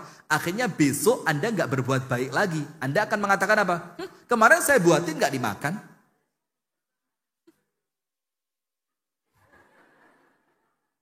Sampai akhirnya stroke beneran. Nggak bisa balik. Nah coba. Tapi ketika Anda melakukannya karena Allah, maka tiap hari Allahnya sama. Pahalanya juga. Mau suami terima kasih gak terima kasih, gak urusan. Saya taat kepadamu, saya berbakti kepadamu karena ada cerita menarik. 5 menit ya penutup. Ada cerita menarik, Imam Ahmad bin Hanbal punya tetangga, ya Allah, reseknya luar biasa. Suatu hari Imam Ahmad dipanggil, ya Abu Abdillah, ta'al. Panggilannya Imam Ahmad itu Abu Abdillah. Panggil, ya Abu Abdillah, ta'al. Datang Imam Ahmad, khawatir tetangganya ada perlu sesuatu yang perlu dibantu. Setelah datang, apa kata tetangganya? Pulang. Saya tidak perlu sama kamu. Coba, Imam Ahmad pulang. Gak pakai, tadi manggil-manggil. Gak ada, pulang. Pas depan pintu rumah, tetangganya panggil lagi. Aba Abdillah, ta'al, sini. Balik lagi Imam Ahmad. Sampai depan rumahnya, saya gak perlu lah ya. Pulang aja lah, pulang. Pulang lagi. Sampai 3 kali. Balik lagi, pulang lagi. Imam Ahmadnya sabar, muridnya marah. Muridnya bilang apa? Innahu yula'ibu bik. Itu orang mempermainkan kamu. Saya tidak terima. Kata Imam Ahmad, biarin. Urusan saya sama dia, saya baik kepada dia, itu bukan karena dia, tapi karena Allah. Jadi mau dia manggil saya 100 kali, selama perintah Allah saya disuruh baik sama tetangga, saya akan datang 100 kali. Kalau dia nyuruh saya pulang 100 kali, saya pulang 100 kali. Karena kebaikan ini bukan untuk dia, tapi untuk, coba kalau ibu-ibu sama suami begitu. Mau nikah lagi, sok. Mau 3, sok. Ngerti sok ya? Sok kan Bandung banget kan? Mau gak pulang, sok. Mau, pokok sok lah ya. Sudah, itu kedua. Terakhir, ketiga. Anda ketika taat kepada suami, Bu, bayangkan suami Anda itu pintunya surga. Kelihatan gitu. Pintu surga. Langsung Anda buka bajunya. Teng, teng, teng, teng, teng. Karena Anda kepingin pintu surga segera. Ngawur lagi ini. Nah, bayangkan dia adalah jembatan Anda untuk menuju surganya Allah. Jadi ketaatan Anda kepada dia itu tidak sekedar karena dia suami. Tapi Anda meyakini saya taat kepadamu untuk saya tujuan akhir kepingin masuk surga. Selesai urusan, nurut Anda sama dia.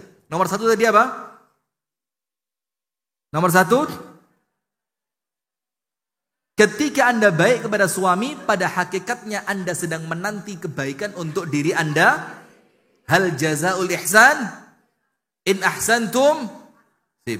Yang kedua, jangan berharap kepada, tapi berharapnya kepada siapa? Jadi walaupun suami tidak membalas kebaikan Anda, Allah tidak pernah mengingkari janji.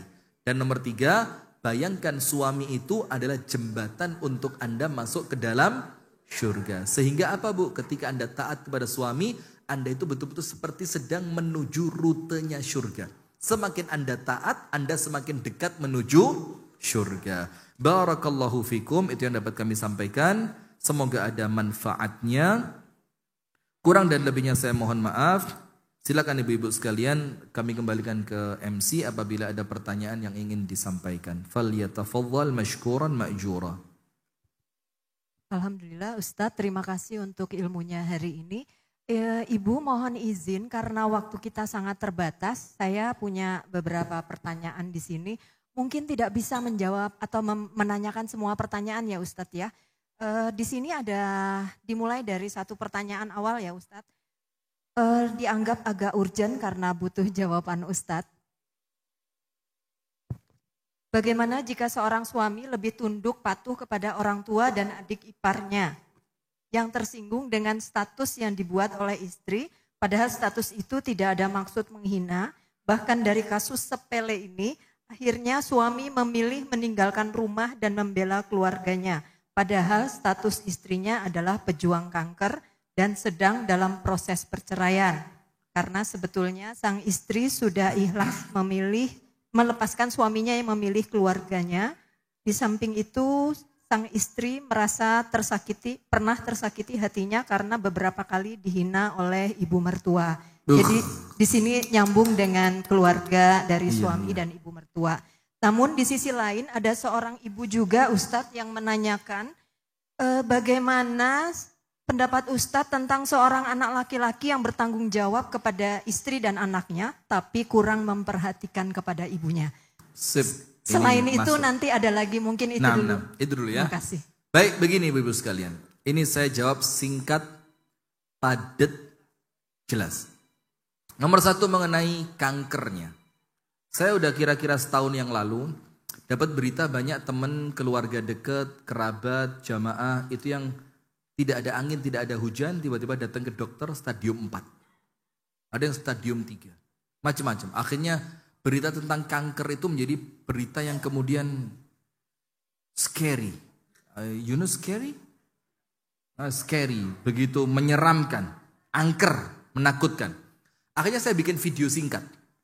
Saya bilang tidak ada kaitan antara penyakit dan kematian. Penyakit itu berbeda, kematian itu berbeda. Jadi kanker Anda tidak mempercepat ajal Anda. Tidak ada ceritanya karena kanker, akhirnya ajalnya cepat datang. Ajal itu tetap datang dengan atau tanpa kanker. Jadi tidak orang itu karena sakit ajalnya cepat, karena sehat ajalnya jauh. Tidak. Ajal itu berbeda dengan penyakit. Sehingga ketika Allah titipkan penyakit untuk menjemput ajal, bersyukur. Karena dengan penyakit itu Allah beri kepada Anda warning. Sehingga Anda dengan penyakit semakin waspada, semakin tobat, semakin ibadah, semakin husnudzon. Seketika Anda meninggal dunia, ajalnya datang, Anda sudah betul-betul siap. Dibandingkan orang yang ajalnya dia merasa masih sehat walafiat, panjang umur, dia merasa kematian masih jauh, akhirnya dia maksiat, dia tidak mau tobat, dia tidak mau taat, ternyata Allah takdirkan meninggal mendadak. Coba pilih mana? Yo, enggak sih ya, dua-duanya mudah-mudahan Allah selamatkan semua ya. Itu poin pertama. Poin kedua, ketaatan suami kepada ibunya lebih kental, lebih kelihatan dibanding kepada istri. Ini mungkin salah memilih diksi bahasa saja. Saya rasa mungkin bahasa yang lebih tepat, dia lebih condong kepada ibunya dibanding kepada istri. Karena kalau benar itu suami takut istri, itu betul secara bahasa. Tapi kalau suami taat istri, itu kurang pas. Ya? Sudah begini. Sekarang begini Bu, seorang istri harus sadar bahwa suami Anda itu tetap milik ibunya sampai kapanpun. Sampai kapanpun. Sementara perhatian istri kepada suami itu secara fikih yang wajib cuma 3. Setelah yang 3 ini ditunaikan, Anda tidak berhak menuntut kecuali atas kebaikan suami memberikan kepada Anda. Paham ya? Apa yang 3 itu? Sandang, pangan, papan. Kalau yang 3 ini terpenuhi, Anda tidak boleh menuntut lebih ketika uang sisanya diberikan total untuk ibunya. Jeret. Kalau Anda protes berarti Anda belum ngerti ilmu. Paham sampai sini? Ini saya jelaskan apa adanya secara kaidah ilmunya ya. Baru nanti sikap. Yang berikutnya, kalau sampai kemudian karena status menjadi masalah besar, apa repotnya tidak pasang status? Jangan Anda tuntut orang lain untuk memahami status Anda. Tapi Anda yang harus bergerak, apa sih repotnya tidak pasang status? Jadi kadang-kadang perempuan itu lebih menginginkan orang lain faham kepada dia, dibandingkan dia mengikhlaskan sesuatu yang dia inginkan tidak dilakukan. Sampai sini ngerti? Jadi perempuan itu lebih kepada, kamu gak paham sama saya sih. Gitu loh. Dalam keadaan, terkadang ada sesuatu yang bisa dia hindari untuk tidak memunculkan konflik. Dan penutup untuk si penanya tadi begini. Jangan khawatir. Jangan khawatir. Semua yang berjalan di bumi ini, semua sudah tercatat di catatan takdir Allah yang tidak mungkin berubah. Ketika Allah takdirkan kanker, Allah takdirkan punya suami yang kurang bertanggung jawab, kurang perhatian. Bahkan terakhir Allah takdirkan Anda sedang berjuang untuk sedang menghadapi sidang perceraian. Wallace, tenang, stay cool, calm, and confident. Saya juga nggak tahu barusan ngomong apa saya ini. Tetap apa? Tenang, pede, husnudzon. Keep husnudzon. Senantiasa apa? Husnudzon. Karena Anda tidak tahu, jangan-jangan takdir yang sekarang Anda anggap jelek ini, itu akan membuka takdir baik ke depannya. Contoh, paling gampang. Nabi Yusuf tahu. Nabi Yusuf, kalau disuruh milih, dan tidak tahu ending ceritanya kemana loh ya. Tidak tahu endingnya bakal kemana. Milih tidak Nabi Yusuf dibuang ke dalam sumur. Kemudian diambil jadi budak. Kemudian masuk penjara. Milih itu tidak Nabi Yusuf. Tapi karena kita tidak bisa milih. Ternyata kita dituntut sama Allah untuk husnudzon. Ternyata justru karena dibuang. Diambil jadi budak. Masuk penjara. Ternyata karena rangkaian episode kehidupan itu. Nabi Yusuf menjadi bendahara Mesir. Kalau tidak dibuang ke sumur, tetap di negerinya. Tidak bisa pindah ke... Nah itu loh takdir Bu. Jadi mungkin sekarang yang kita lihat jelek, ternyata jeleknya itu kalau kita sabar sebentar, itu akan mengantarkan kita mendapatkan kebaikan di baliknya. Allahumma amin. Baik, berikutnya. Pertanyaan berikutnya saya ringkas lagi Ustadz yang rada mirip-mirip. Bagaimana ketaatan saya terhadap suami yang tidak sholat 5 waktu. Jadi tidak sholat sama sekali. Sampai kapan saya wajib taat. Kemudian terhadap suami yang KDRT. Atau kemudian terhadap suami yang tidak memberi nafkah. Dan ada lagi terhadap suami yang terjerat judi online. Apakah boleh bercerai atau saya harus bantu lunasi? Ini treatmentnya tidak sama ini. Beda-beda ya Ustaz. Ini beda-beda ya? Ini. Begini, tapi kita jawab secara global ya. Begini Bu, tidak sholat itu dosa besar yang paling besar. Dan di dalam koridor syariat, seorang perempuan diperbolehkan minta cerai, boleh. Ketika suaminya melakukan dosa besar dan isror. Isror itu berkelanjutan. Bukan karena sekali khilaf, enggak. Tapi apa? Terus. Maka itu bisa menjadi alasan syar'i perempuan menuntut cerai. Tapi saya tidak seperti itu. Kalau saya pribadi lebih condong lihat dulu akhlak suamimu seperti apa. Mungkin dia sekarang tidak sholat, tapi dia tanggung jawab. Dia tidak, maaf sekali ya, dia tidak main perempuan. Dia tidak ringan tangan untuk suka memukul. Kekurangan dia pada posisi sholat.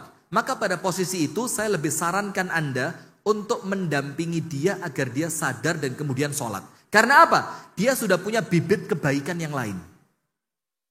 Nah, kalau ustadz yang lain mungkin mengatakan cerai. Apa yang diharapkan dari suami yang tidak sholat? Loh, tidak semudah itu ustadz. Ini rumah tangga yang sudah ada anaknya, sudah berjalan sekian tahun. Yang nanti kalau cerai ada status janda. Jadi jangan jawab itu sesingkat yang Anda ngerti. Tapi efeknya dibayangkan, dipikirkan. Nah maka dampingi, doakan, dekatkan dengan teman-teman yang ahli ibadah. Anda cari orang-orang yang bisa menasehati suami dengan baik. Nah kemudian yang berikutnya. Ini suami terlilit judi online. Nah judi online ini penyakit. Maka saya sarankan untuk yang sedang kena penyakit judi online, istrinya sedikit tegas. Bagaimana sedikit tegas itu?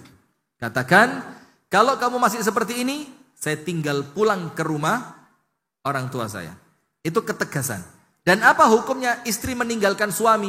Loh, kalau memang suaminya melakukan kesalahan besar, yang tidak ada cara untuk memperbaiki kecuali dengan cara itu, mau apa? Nah maka ancam dia. Dengan ancaman bukan berupa bukan ancaman yang sisinya itu kurang ajar.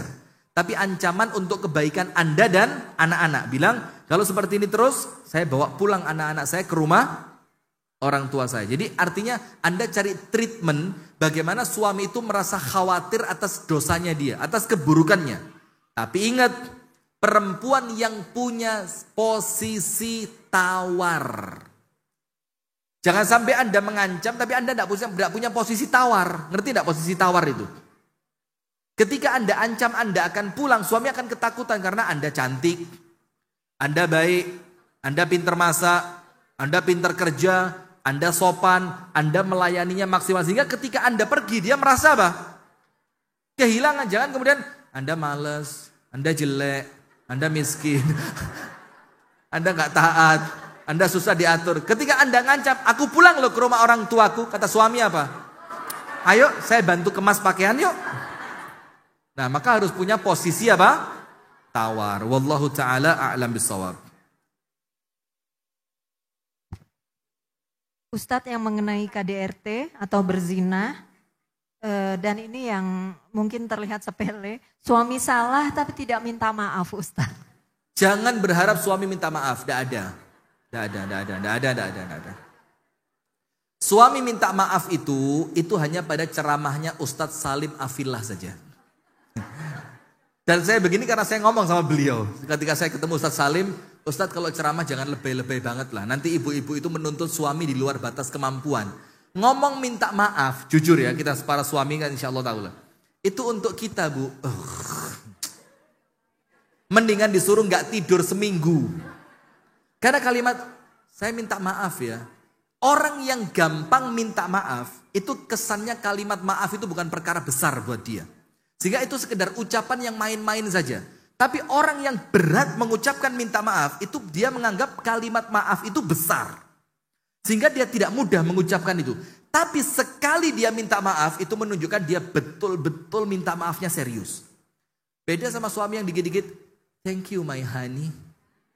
Maka akhirnya kalimat thank you itu menjadi kalimat yang apa? Hambar. Atau seperti suami yang tiap malam sebelum tidur, I love you. Jangan-jangan dia biasa ngomong itu ke semua perempuan.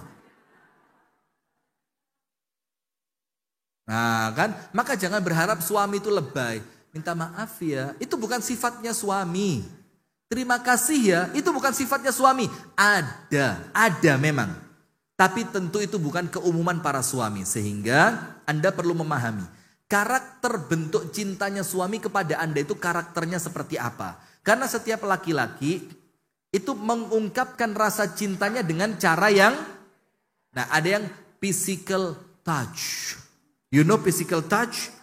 Itu pokok ungkapan cintanya itu dengan pelukan, dengan ciuman. Kalau tidur harus dempetan. Saya enggak. Saya tidur itu kalau didempet istri nggak bisa tidur. Malah kalau perlu saya pindah kamar. Atau saya tidur di bawah, saya keluarin kasur kecil. Karena saya bukan tipe itu. Bukan berarti saya enggak cinta sama istri saya. Woi, manusia saat dunia ini.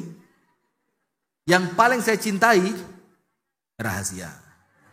Kepo banget ya. Nah sudah, bukan, tapi apa? Saya mengungkapkan rasa cinta itu dengan perbuatan. Istri saya pengen apa, saya antar. Istri saya mau kemana, saya dampingi.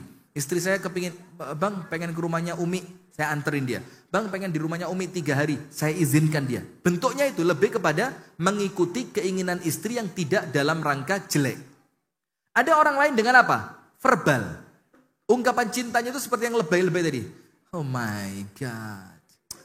You are very beautiful. Beautiful. Jaksel dikit lah ya. Atau, oh my God. Sampai gak bisa ngomong. Saya mau ngomong. Nah ada, maka tugasnya ibu-ibu cek suami Anda itu tipe mengungkapkan cintanya dalam bentuk apa. Jangan menuntut dia dengan karakter yang dia tidak punya. Itu namanya Anda membebani dia di luar batas kemampuan. Dan suami, ya bolehlah sesekali.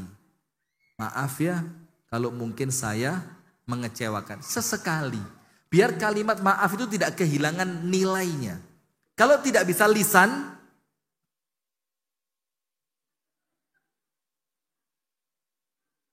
yang setelah pesannya terkirim, paket data dimatiin. Langsung, matiin paket data. Takut dia lihat reaksi istrinya. Tapi penasaran. Nah, saya tipe yang seperti itu. Yang enggak verbal enggak, physical touch juga enggak. Tapi saya lebih kepada, saya tampakkan dengan perbuatan. Gak pengen Anda punya suami seperti saya? Mantap. Astagfirullah. Silakan Ibu. Tadi yang tentang KDRT, zina, tidak memberi nafkah. Sampai lupa KDRT-nya juga mungkin ada yang dengan bahasa yang tidak baik. Kasar ya. Kasar dengan suami, istri. Dan KDRT itu justru yang berbahaya, KDRT verbal. Yang kekerasan itu secara herbal. Apa? Loh. Ada kekerasan secara herbal itu ada. Mukulnya pakai daun. Herbal, daun pintu. Mukulnya pakai apa? Daun pintu. Dan ada juga suami itu yang memang tipenya tipe-tipe. Sudah, nggak penting. Jawab pertanyaannya, udah mau zuhur. Begini jamaah, KDRT, zina, terus apa lagi tadi? KDRT, zina, tidak memberi nafkah. Lengkap, pisah aja. Serius ini, kalau yang begitu. Kasusnya mungkin satu persatu Ustadz. Oh ya, satu persatu, siap. Terima kasih Ustadz. Yang pertama, KDRT.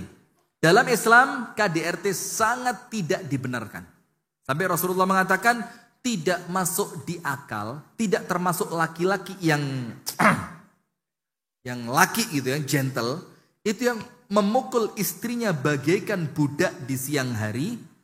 Dan malam harinya dikumpuli. Ngerti enggak? Jadi seakan-akan gak peka perasaan istri. kamu gimana sih tadi pagi kamu pukul-pukulin saya, kamu teriak-teriakin saya, malam ini kamu butuh kamu deketin saya. Kan perempuan itu kan mainnya bukan cuma fisik Bu. Perempuan itu kan butuh dia dibikin nyaman, dia dibikin tenang, dia dibikin... Kan gak seperti laki-laki yang mau mari tinggal. Beda dengan itu. Nah maka KDRT dalam Islam sangat tidak dibenarkan. Maka KDRT itu perkara berat dalam rumah tangga. Kenapa begitu? Karena KDRT itu Bu, kalau sekali dilakukan, itu akan menjadi kebiasaan. Dan itu normal yang kami dengar beritanya. Dari korbannya langsung atau dari pelakunya bahkan. Ada pelaku yang sampai ngomong itu, Ustadz saya benar-benar pengen berubah. Tapi saya nggak bisa, saya ini ringan tangan sama istri saya. Tapi dia dalam hati, dia nggak nyaman dengan itu. Cuma bagaimana tabiatnya dia. Nah maka... Bagaimana sikapnya istri ketika suami KDRT? Ada 3 perkara yang wajib Anda lakukan. Nomor 1, laporkan dulu. Serius ini, saya tidak sedang bercanda ini. Laporin. Entah kepada orang tua Anda, atau kepada orang tua suami, atau kepada orang yang Anda anggap suami Anda akan takut kepada dia. Itu efek jera, seakan-akan itu kayak pertama itu kayak apa ya? Kayak dikasih shock terapi dulu. Nah, itu yang pertama. Laporkan, jangan diem. Jangan diam, laporkan. Yang kedua, ketika Anda sudah mulai merasa ada suami yang melakukan KDRT, langsung jalin komunikasi. Ngomong dewasa sama suami tadi. Ini masalahnya apa sih? Kok suka-suka mukul? Saya ini untuk kamu siapa? Kamu berhak apa mukul saya? Kesalahan saya berupa apa? Ngomong dewasa. Sehingga suami itu ngerti apa yang dia lakukan salah. Dan kalau suami merasa benar, jangan-jangan istrinya yang salah. Cuma istri sedang tidak sadar. Maka komunikasi yang dewasa. Yang terakhir yang ketiga, coba. Ini saya tidak sedang ngomong sabar, husnudzon, doa. Itu tentu sudah sepaket ya, udah lewat itu. Sabar, husnudzon, doa, perbaiki ibadah, muhasabah itu udah itu awalnya harus Anda lakukan itu. Yang ketiga, jangan maaf ya, untuk segera ambil keputusan karena waktu Anda itu sangat berharga. Jangan pernah buang-buang waktu hidup dengan orang yang salah. Kenapa kok?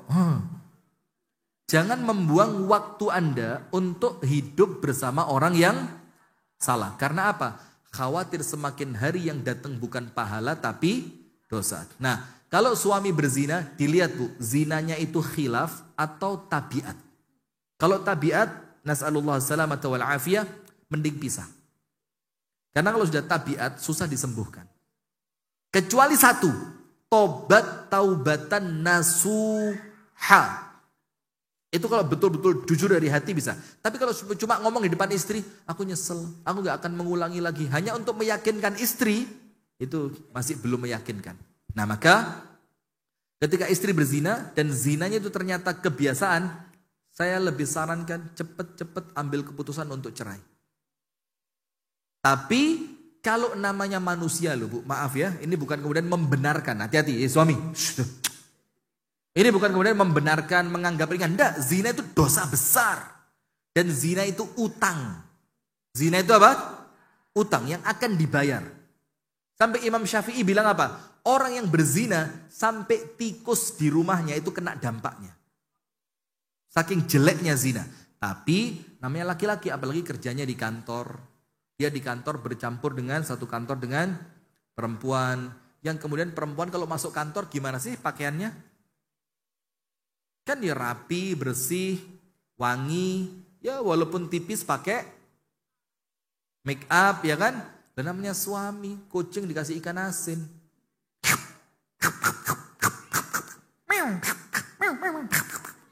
Yo, dilahap. Nah, kalau itu kejadian karena khilaf tanpa ada bukan niat ya, artinya tanpa ada pokok tidak direncanakan tapi berjalan, maka masih ada peluang untuk dimaafkan. Karena boleh jadi memang dia sedang kalah oleh gangguan setan yang mempermainkan nafsunya dia. Nah, tapi kalau kebiasaan, lebih bagus Anda pikirkan untuk cerai. Dan yang terakhir, KDRT? KDRT tidak menafkahi. Nah, tidak menafkahi. Tidak menafkahi itu Bu, bukan subjektif.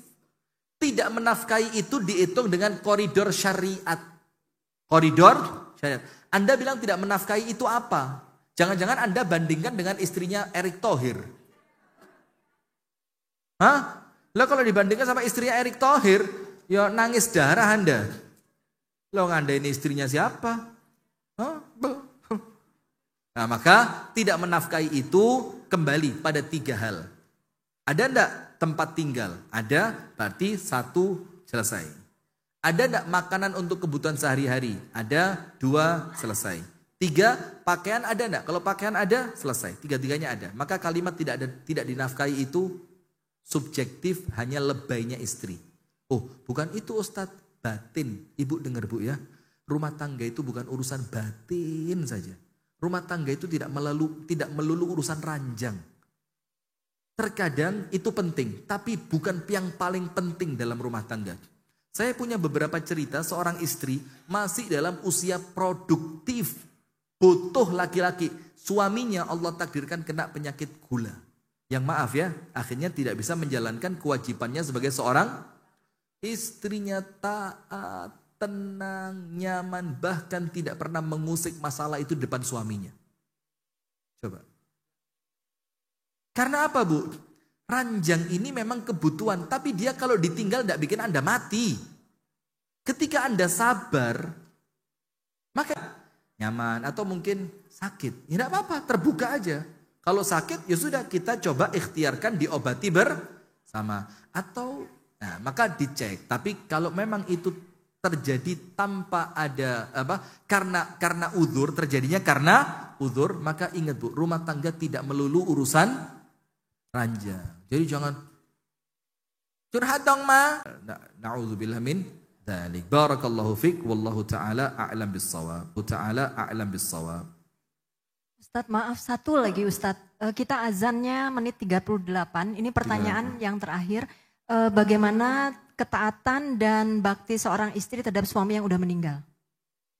Barakallahu fiik. Begini, seorang istri yang ditinggal wafat suami, secara menikah lagi atau tidak menikah lagi, Anda pilih mana? Tidak? Tidak semua perempuan sama Bu. Ya, jadi itu tergantung keadaannya masing. Dan kedua pilihan itu masing-masing bukan aib. Bukan aib. Ketika ada ditinggal wafat suami terus dia nikah lagi, itu tidak aib. Karena normal, perempuan butuh suami. Dan dia butuh suami itu bukan urusannya ranjang saja. Dia mungkin butuh laki-laki yang mengayomi dia, yang membimbing dia. Ketika dia safar ada mahram yang. Jadi jangan, udah usia 36 nikah lagi. Apa sih yang dicari? Tidak ada aib. Begitupun ketika dia milih untuk tidak menikah lagi. Dengan syarat apa? Dia yakin dirinya akan selamat dari fitnah. Kalau dia yakin akan selamat dari fitnah, silahkan Anda punya pilihan tidak menikah lagi. Nah sudah. Tapi sekarang bagaimana baktinya kalau suami meninggal? Nomor 1, jangan pernah lupa mendoakan. Ustadz sampai. Siapa bilang gak sampai? Sampai. Yang kedua, kalau suami punya kebaikan, lanjutkan kebaikannya. Misalkan suami itu terbiasa kalau hari Jumat itu bagi-bagi nasi bungkus. Misalkan ya enggak banyak lah, ya mungkin cuma 10 bungkus. Kasih 10 bungkus. Lanjutkan kebaikannya. Karena apa? Kebaikan yang Anda tiru dari suami, karena suami sebagai contohnya, maka suami pun dapat pahalanya. Yang ketiga, menjaga amanatnya. Amanat itu misalnya gini, ketika suami hidup, suami tidak pernah ridho Anda main ke rumah si fulan. Maka ketika suami meninggal, tetap jaga itu. Ketika suami hidup, suami tidak pernah suka Anda keluar dengan pakaian yang ketat. Maka tetap jaga itu. Dan yang terakhir, yang keempat, jaga anak-anaknya.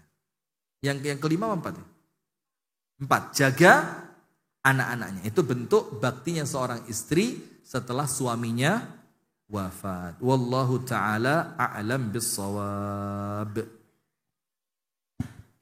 Sepertinya cukup Ustadz, kita sudah dekat dengan azan zuhur. Kami mohon Ustadz memimpin doa. Baik, ibu-ibu sekalian yang dirahmati dan diberkahi oleh Allah Subhanahu wa taala. Ini kajian semacam ini, Bu, bukan kajian yang Anda baru dengar. Saya yakin semua pernah apa? Mendengar. Tapi kemudian kita ulang semacam ini agar apa? Kembali mengingat. Kembali memberikan semangat untuk kita mengamalkannya lagi.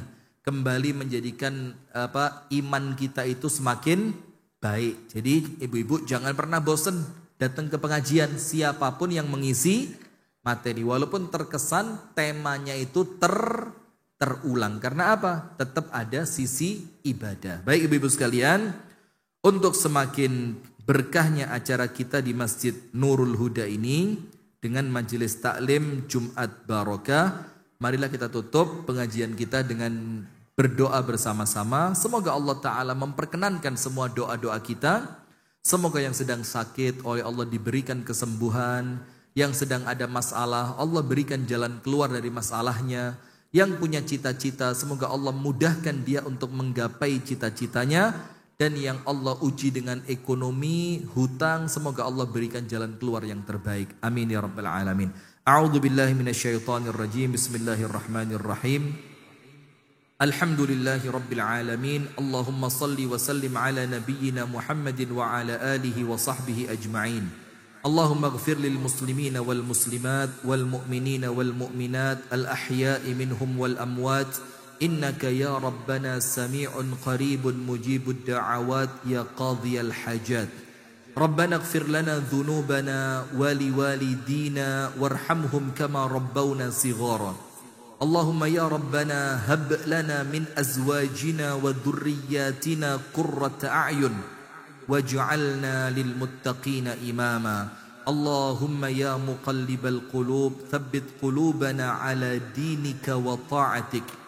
اللهم إنا نسألك توبة نصوحا قبل الموت. اللهم إنا نسألك حسن الخاتمة. اللهم إنا نسألك حسن الخاتمة. اللهم إنا نسألك حسن الخاتمة ونعوذ بك من سوء الخاتمة. ربنا ظلمنا أنفسنا وإن لم تغفر لنا وترحمنا لنكونن من الخاسرين. ربنا آتنا في الدنيا حسنة وفي الآخرة حسنة وقنا عذاب النار. وصلى الله وسلم وبارك على محمد والحمد لله رب العالمين. Dari kami pribadi, kami tutup dengan doa kafaratul majlis. Subhanakallahumma wa bihamdika asyhadu an la ilaha illa anta astaghfiruka wa atubu ilaik. Assalamualaikum warahmatullahi wabarakatuh. Waalaikumsalam warahmatullahi wabarakatuh.